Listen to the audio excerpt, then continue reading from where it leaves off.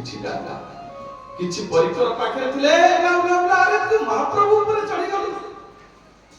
ମହାପ୍ରଭୁଙ୍କର ଆବେଶ କଟି ଯାଇଛି ଦର୍ଶନ। ହଠାତ୍ ସେ মাটিকে প্রণাম কলে, আমার তো হলো না,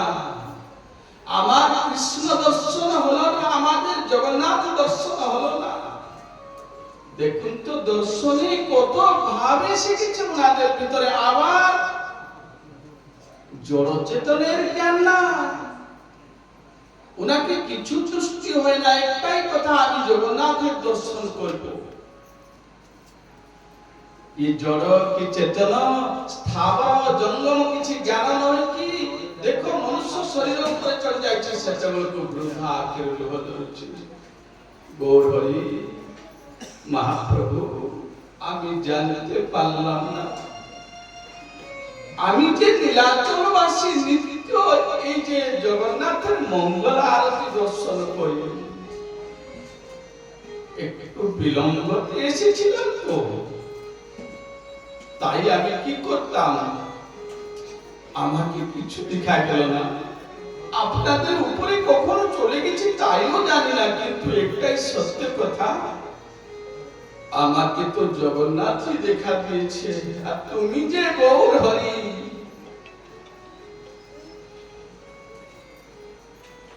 পতিত জনার বন্ধু গৌর করুণা সিন্ধু, আমার গৌর করিবে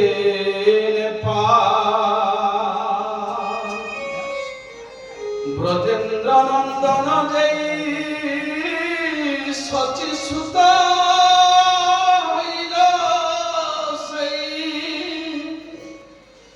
আবার বলরাম হইল নিতাই। ভাই রে ভাই আমার গোরা গুণ কোনা না যায়, আমার গোরা গুণ কোনা না যায়। এইভাবে গৌর হরি মহাপ্রভু ভক্ত বৎসল অবতার কাঁধে চড়ি গলা পরে ବି জানবা এই হচ্ছে দর্শন। মহাপ্রভু দর্শনে এইভাবে ব্যাকুলতা সুখদেব গোস্বামী কହୁଛନ୍ତି নিত্যোৎসব। কেন সুখদেব ভগবান কৃষ্ণ দ্বারকা ছাড়িবার 30 ବର୍ଷ 25-30 ବର୍ଷ ଆଉ ବାକି ଥିଲା। এই সময় সুখদেব গোস্বামী ব্যাস পত্নীଙ୍କ ଗର୍ଭରେ ଥିଲେ। ବ୍ୟାସ ପତ୍ନୀଙ୍କ ଗର୍ଭରୁ ସୁଖଦେବ ବାହାରକୁ ଆସୁନଥିଲେ। ବ୍ୟାସଦେବ ଯାଇକି କହିଲେ ସୁଖଦେବଙ୍କୁ, କଥମ କଷ୍ଟମ ଦଦାସି ତମ ମାତରମ, କଥମ କଷ୍ଟମ ଦଦାସି ତମ ମାତରମ, ହେ ପୁତ୍ର ତୁମେ ତୁମ ମାକୁ କାଇଁ କଷ୍ଟ ଦଉଛ? ତାପରେ ସୁଖଦେବ ଗୋସ୍ୱାମୀ ମାତା ଗର୍ଭରେ ଥାଇ ପଚାରିଲେ, କହ ତୁମେ କିଏ? तुम पिता कहले पिता पुत्र संबंधेन, तुम्हें पिता पुत्र संबंध द्वारा तुम्हें माया को मते कानुछ, तेणु मु आ मा गर्भर बाहरिबेनी। व्यासदेव कहले बड़ विचित्र कथा, पिला 12 वर्ष हेलानी मा गर्भर बाहरिबेनी। এই সময় ভগবান দ্বারকাধীশকে জଣାইলে। দ্বারকাধীশ আসিকি যেতেবেলে কইলে, হে সুখদেব তুমি সাক্ষাৎ মায়া তোমার কিছু করি পারিবনি। সে যেতেবেলে সুখদেব মাতা গর্ভরে দ্বারকাধীশ কৃষ্ণকে দেখিকি স্বয়ং ভগবান কহিলা পরে কোন কহিলে, ঠিক আছে তত্র ব্যাসଙ୍କ কথা অনুসারে বহিরাগচ্ছ পুত্র, বহিরাগচ্ছ। তারপরে বাহারକୁ ଆସିଛନ୍ତି, সেই রূপକୁ ভাবি ভাবিକି পଳେଇ ଯାଇଛନ୍ତି বনକୁ। আর সে রূপକୁ মনে পକାଉଛନ୍ତି ସବୁବେଳେ, କେମିତି ଆସେ ରୂପ? ଭଗବାନ କୃଷ୍ଣଙ୍କର ସେ ଯୋଉ ଦିବ୍ୟାତି ଦିବ୍ୟକୁ ରୂପକୁ ମନେ ପକାଉଛନ୍ତି। ବଂଶୀ ବିଭୂଷିତ କରା ନବନୀର ଦାଭା ପୀତାମ୍ବରା তরুণ বিম্ব ফল ধরষ্ঠা পূর্ণেন্দু সুন্দর মুখাত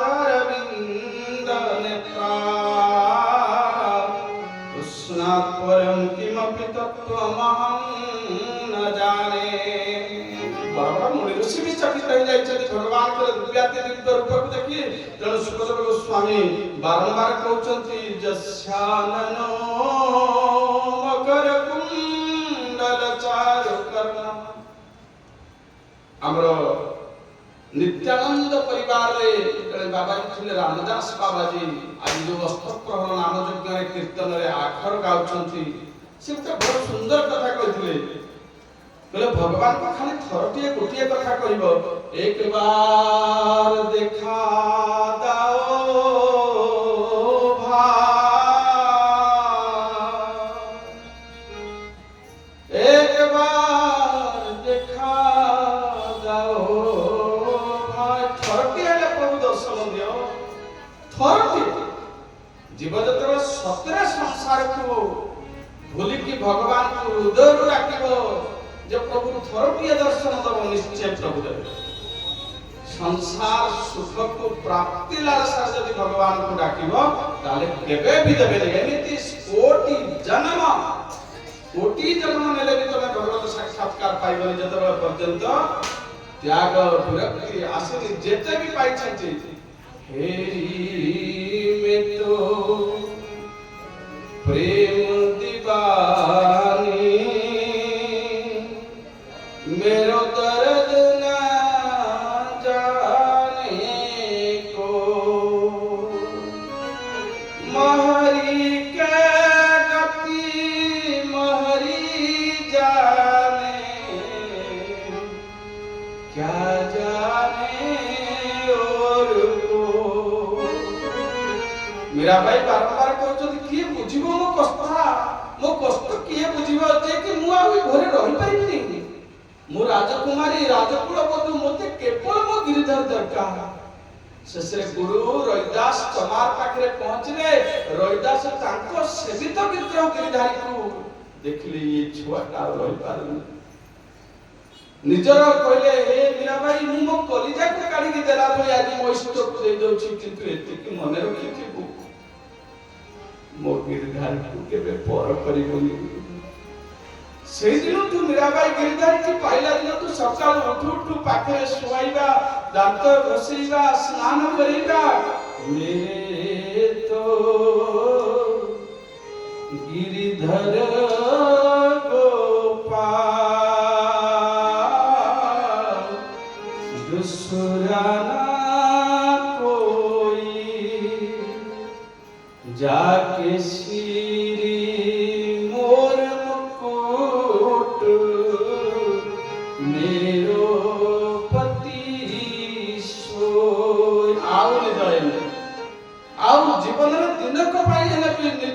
सब बेले केवल गोटे कथा गिरधारी गिरधारी गिरधारी एई होछि दर्शन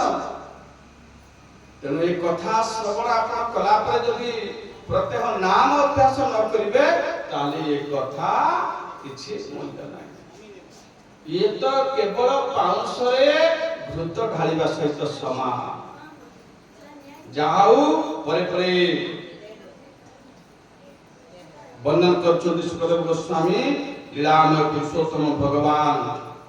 श्री कृष्ण मथुरा रे वसुदेव पाखे कंस कारागार प्राकट्य हले सेठारा रहिले नाही निज आज्ञा रे सेठार जाय गोकुल रे पहुंचले गोकुल रे नंद घरे रहिते गोप गोपी गोपाल मानक सहित विशेष करी गोचारण कले तापर किछि वर्ष रहिला परे पुणी मथुरा को अपुर रथरे गले सेठु अपुर रथरे गला परे सेठु विद्यार्जन पाई अवंती नगर उज्जयिनी सांदीपनि आश्रम गले सेठु आसिला परे किछि दिन मथुरा रे रही पुणी थरे यात्रा कले केउठी कि द्वारका रे रही सेठी विवाह करी 16108 पत्नी समस्तंकर 10टा पुणी संतान एमिति करी शेषरे प्रभु निज इच्छा रे समर्थ मैच्छत कुलम स्थित कृत्य शेष ये जरासवर स्वर नुहे ब्राह्मण अभिशाप नुहे निज इच्छा रे निजे स्वधाम को यात्रा करे समर्थ मैच्छत कुलम निज इच्छा रे संस्कृत भागवत एकादश स्कंद प्रथम अध्याय अछि निज इच्छा रे प्रभु निज वंश को नाश करि देई कि स्वधाम को यात्रा करे एई बोली भाव रे संपूर्ण भागवत समाप्त ए परीक्षित महाराज भागवत समाप्त सरी बोले वृंदावन बिहारी लाल की जय। सलाम भागवत शरीर आरती करो चलो भोग पाई की जा एतिकी जते बेले कहि देइ छथि परीक्षित महाराज को सम्मुख रे सुखदेव गोस्वामी नागवत विश्राम ले चलो सेठु एते दिन जाय परीक्षित श्रोता थिले एबे आरंभ होई गेले प्रश्न करता परीक्षित व्याकुल हो गेले कोन कथा सुनिला आपण जेमति अनेक बसन केते सरीबो केते बेले सब एगुडा को उठा दिबो केते बेले लाइन रे बसी प्रसाद पाई पळिबो परीक्षित भी सेई व्याकुल कोन कहले संगे संगे कथित वंश विस्तार भवता सोम सूर्यय राज्ञां च भयवंशाना चरितं परमाद्भुतं। हे भगवान आपण चंद्रवंश और सूर्यवंश कथा सुनैले आ सेई दुई वंश रे राजा मान कथा भी सुनैले आ कोन कोन सब कीर्ति करछन सब कथा सुनैले हेले प्रभु आ गोटे कथा बाकी रखि देले ना केउ कथा ना चंद्रवंश कथा कहिला पर से चंद्रवंश रे जे आसीथिले से मोर इष्ट मोर आराध्य उपास्य क्रम भी भूल जाय छै परीक्षित एते व्याकुल छे आगे सूर्यवंश कथा आइछि तापर चंद्रवंश कथा किंतु परीक्षित व्याकुल रे कोन कहले ना सोम सूर्य सोम कहले चंद्र सूर्य सूर्य तेणु करी आपण प्रथमे सूर्यवंश कथा सुनैले किंतु परीक्षित व्याकुल रे कहले आपण चंद्रवंश कथा काहे कि ना ताको इष्ट कथा सुनिबा पाई संगे संगे कोन परीक्षित कहउचंती जदोच्च धर्मशीलस्य नितरं मुनिसत्तम तत्र सेनावतीर्णस्य विष्णुविद्यानि संसार कहले से चंद्रवंश रे पुणी आसिले किए ना जजाति आसिले सेही भितरे पुणी किए जदुवंश आसिले सेही भितरे जे आसिले तांको कथा तो किछ कहिबे जाबे श्रेष्ठ सात्वक नाम से भगवान कृष्ण को कथा पुणी तांकर अंश बलराम को कथा ये टिके विस्तार ऊपर वर्णन कले एठी सुंदर भाबरे सुखदेव गोस्वामी कहछन जदोच्च धर्मशीलस्य जजातिंकर जो चारि पुत्र हले जदु को श्रेष्ठ काई कहै छै अन्य पुत्र माने बापा जते बेले काम कहि छथि मागी छथि तुम बयस समस्त देइ छथि हले जदु मना कर देबे काहे कि जदि पिता मध्ये भूल करती ताको पुत्र बोली बापा को आज्ञा बोली दे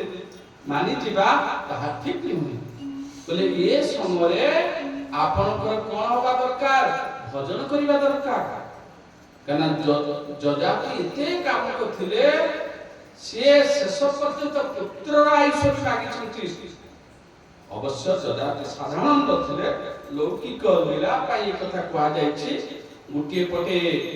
शुक्राचार्यकर कन्या देवजानी को विवाह करछथि आ गुटिए वृषपर्क राजा जे कि तांकर झिय शर्मिष्ठा को विवाह करछथि तेणु से जजातिकर पुत्र जे कि जदु तांकु जते बेले मागिले कहले ना ना बयसी गते को काम विकार शुष्क निरेक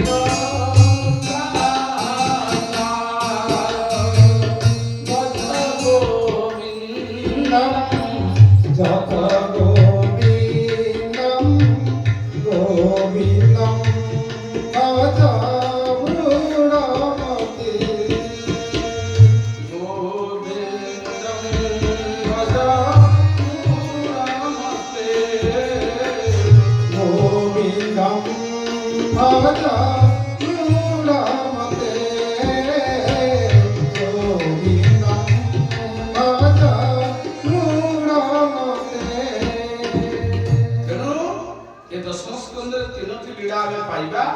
ब्रजलीला मथुरा लीला द्वारका लीला 11 वर्ष 24 दिन पाखा पाखी ब्रजरे रहिले 25 वर्ष पर्यंत तापरे मथुरा रे 100 वर्ष ଦ୍ୱାରକା ରହିଛନ୍ତି। ତେଣୁ ପୁଣି ବ୍ରଜଲୀଳାରେ ଦେଖିଲେ ସବୁଠୁ ବାଲ୍ୟଲୀଳା ହେଉଛି 5ଟି ଅଧ୍ୟାୟ ନନ୍ଦ ଉତ୍ସବ ପର୍ଯ୍ୟନ୍ତ। ଏଇ ଯୋଉ ତାପରେ ପରେ ପରେ ଦେଖିବେ ଯୋଉ ଆରମ୍ଭ ହବ ଲୀଳା, ସେଠି ପୌଗଣ୍ଡ କୈଶ୍ୱର ଲୀଳା ଆରମ୍ଭ ହବ ଆଉ 6 ଅଧ୍ୟାୟ ତାପରେ ଆଗକୁ। ତେଣୁ ଯେତେବେଳେ ପଚାରିଛନ୍ତି ଯଦୋଶ୍ଚୋ ଧର୍ମଶୀଳସ୍ୟ ନିତରାଂ ନିସତ୍ତମ ତତ୍ର ସେନାବତୀର୍ଣ୍ଣସ୍ୟ ବିଷ୍ଣୁର୍ବିଦ୍ୟାନି ସଂସନଃ। ଏତି କହିଲା ପରେ ପରୀକ୍ଷିତ ମହାରାଜ ବଡ଼ ବ୍ୟାକୁଳତାର ସହିତ କହୁଛନ୍ତି ନିବୃତ ତର୍ଷୈରୁପଗୀୟମାନା ଭବସଧା ଶ୍ରୋତ୍ର ମନୋଭିରାମା କୌତ୍ତମ ଶ୍ଲୋକ ଗୁଣାনুବାଦା হুমান বিরজেত দাদা পশুনা। তাহলে পাখাপাখি 3 প্রকার শ্রোতা থাকি, যে বিষয় শ্রোতা, মুমুক্ষু শ্রোতা, মুক্ত শ্রোতা। বলে এমিতি কিয়ে নাহি যে ভগবানଙ୍କର কথা লীলা শ্রবণ ନ କରିବ, ସେ କିଏ ହେଇଥିବ? ପଶୁଘ୍ନାତ ଆତ୍ମହତ୍ୟାରେ ହେଇଥିବ, ଆତ୍ମହତ୍ୟା କରିବା ଭଳିଆ ଲୋକ ହେଇଥିବ। ନା କେମିତି ଆସେ କଥା? ନିବୃତ ତର୍ଷୈରୁପଗୀୟମାନା। କହିଲେ ଯୋଉ ମହାପୁରୁଷ ମାନେ ଏ ସଂସାର ସମ୍ପୂର୍ଣ୍ଣ ବିରକ୍ତ ନେଇକି ଏକାନ୍ତରେ ଭଜନ କରୁଥିବେ, ସେମାନେ ବି ବେଳେ ବେଳେ କଣ କରିଥାନ୍ତି ନା ସଦା ସର୍ବଦା ଭଗବାନଙ୍କର ଗୁଣଗାନ କରୁଥାନ୍ତି। କାହିଁକିନା ସର୍ବୋପରି ଭଗବାନଙ୍କର ନାମ ଗୁଣ,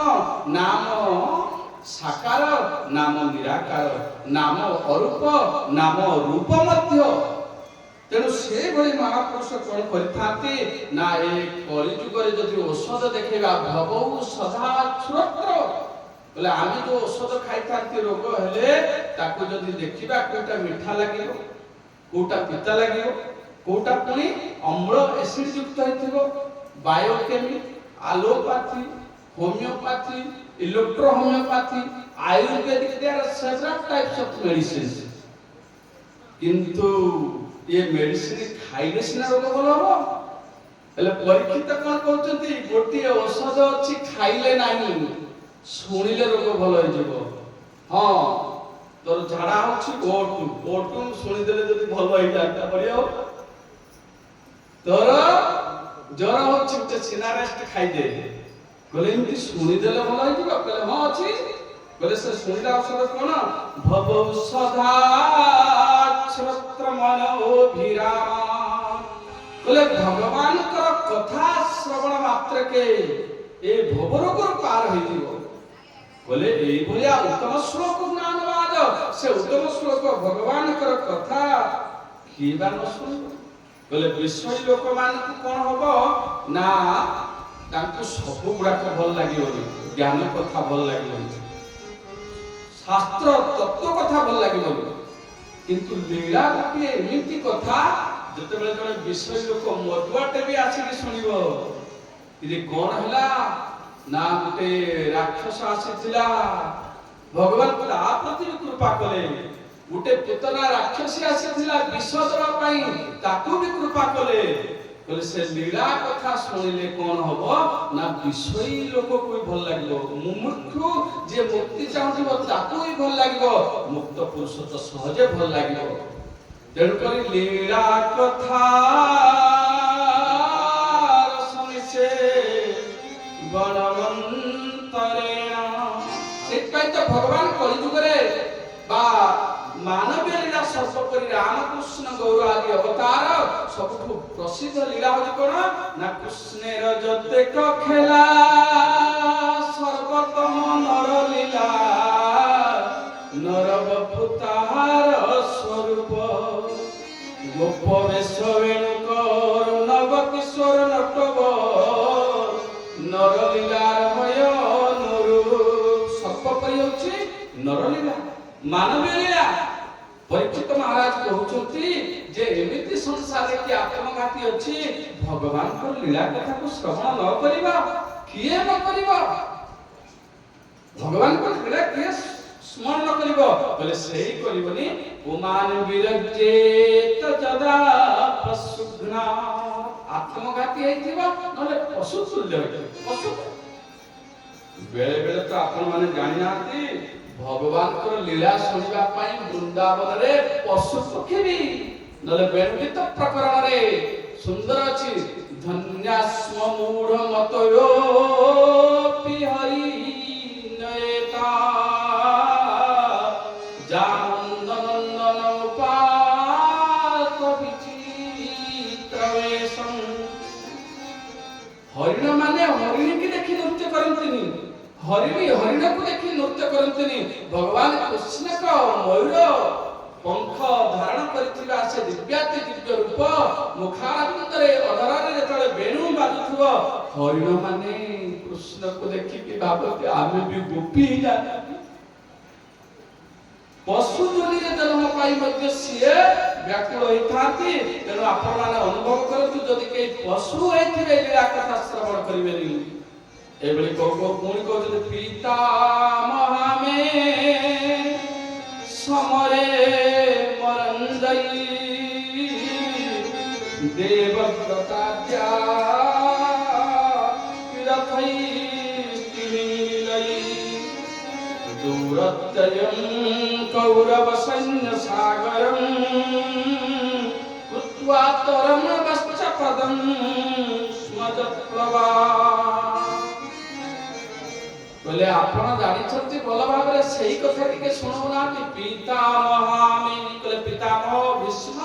पांडव कौरव युद्ध रे केवल भयंकर तिमिंगिळ कहबा कहले जेति बड़ माछ छोट माछ को गिली गला परी पितामह भीष्म को बड़ योद्धा के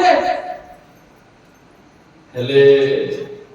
मो परिवार मो बापा को नहीं कि समस्त जेजे बापा आपन को शरण रे का शरण रे ना भगवान कृष्ण भगवान के शरण रे थिबारु सेठी कोन हला ना पितामह को बलिया बड़ बड़ योद्धा मध्य धराशायी होइले समर्पित होइले हाथ टेकी देले आ पितामह भीष्म शेष रे युद्ध करलेनी काहे कि युद्ध करलेनी ना सम्मुख रे किए अछंती सम्मुख रे किए अछंती ना निजे आज नंदी घोष रथर सारथी होइछथि ए दृश्य को देखि कि परीक्षित मने मने चिंता करछथि हे भगवान सेही कथा को अर्जुने रे रथ प्रभु माया दुधर कोसिराजे काते चक्र श्यामल सुंदर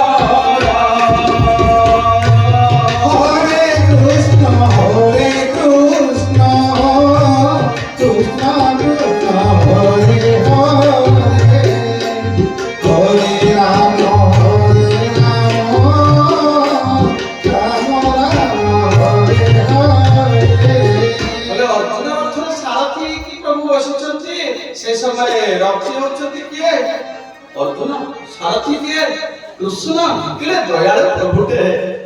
मालिकटा ड्राइवर आ ड्राइवर का लोक माने जेठी मालिक ए दृश्य को मने पके परिकित मने मने कहचंती अर्जुने रे कहिते छे हिता उपदेश एति लागे मोर मन आनंद विशेष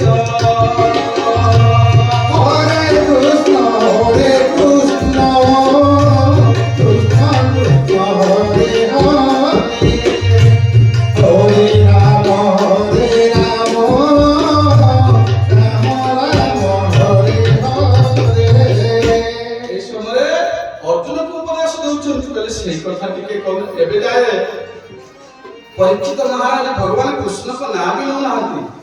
भगवान को नाम न लेकि परोक्ष रे कहउछंती जे सेते बेले पांडव मान को रक्षा करथिले जे सेते बेले मा गर्भ रे पुनी और सुंदर कथा परीक्षित महाराज कहउछंती द्रौण्यस्त्र विप्लुष्टमिदं मदंगम संतान बीजं कुरु पांडवाना जुगोपकुक्षी गतात चक्रो मासुश्च मेज शरणं गताया द्रौण्य द्रोणस्य ପ୍ରଭୁ ହେ ଭଗବାନ ହେ ସୁଖଦେବ ମହାରାଜ ମାତା ଗର୍ଭରେ ମୁଁ ଥିଲା ବେଳେ ଯେତେବେଳେ ଅଶ୍ୱତ୍ଥାମା ବ୍ରହ୍ମାସ୍ତ୍ର ଛାଡ଼ିଲେ ବୋଲେ ସେତେବେଳେ ତ ମୋ ଜୀବନ ବି ଚାଲି ଯାଇଥିଲା ଆଉ ସେତେବେଳେ ପାଣ୍ଡବ ଆଉ କୌରବ ଉଭୟଙ୍କର ଶେଷ ମାନେ କୁଳ ସନ୍ତକ ବୋଲି ମୁଁ କେବଳ ଥିଲି ନହେଲେ ପାଣ୍ଡବ ବଂଶ ବି ଲୋପ ପାଇଯାଇଥାନ୍ତା ସେତେବେଳେ ଯିଏ ଯୁଗ ପକ୍ଷୀ ଯିଏ ମୋ ମା ଗର୍ଭରେ ପ୍ରବେଶ କରିଗଲେ ଚକ୍ର ଆଢୁଆଳ ଭିତରେ ସେ ବ୍ରହ୍ମାସ୍ତ୍ରରୁ ରକ୍ଷା କରିଥିଲେ ଆଉ ମୋ ମା ଯେତେବେଳେ ଶରଣାପନ୍ନ ହେଇକି ଆପଣ ମାନେ ଶୁଣିଥିବେ ମା ଉତ୍ତରା ସ୍ତୁତି କରୁଥିଲା କହୁଥିଲି ପାଇ ପାଇ ମହାଯୋଗୀ ଦେବ ଦେବ ଜଗତପତେ नान्यम तदभयं पश्ये यत्र मृत्यु परस्परं बोले मो मां जतबे शरणापन्न होई गला जे रक्षा करथिले से अंतर्यामी से भगवान श्री कृष्ण का कथा ए बोले सुनो सुनो भगवान बड़ा सुंदर भाव आरंभ करे परीक्षित प्रश्न करिसथि तापरे बोले बलराम जे कि रोहिणी का पुत्र थिले से एपरिक देवकी पुत्र रे गणना होतले से केमती रोहिणी को गर्भ को आसीले आउ सबको आश्चर्य कथा रोहिणी को दुई जन जाक केमती माता हेले एपटे देवकी गर्भ रे रहिले रोहिणी गर्भ रे रहिले कोन केमती जन्म हेले आउ सबुठ बड़ कथा होछि ना भगवान श्री कृष्ण काहे के जानि ब्रजरे नंद यशोदा कौन प्रेम रे अभाव कले कि सेदिन से काहे कि मथुरा अपुर रथरे बसी कि चाली गले से कथा भी के कहिबो नंद यशोदा कर वात्सल्य जे कि ए बाबू ए चुप बसा से सब ने डिस्टर्ब कर बसा मेरे प्यारो नंद लाल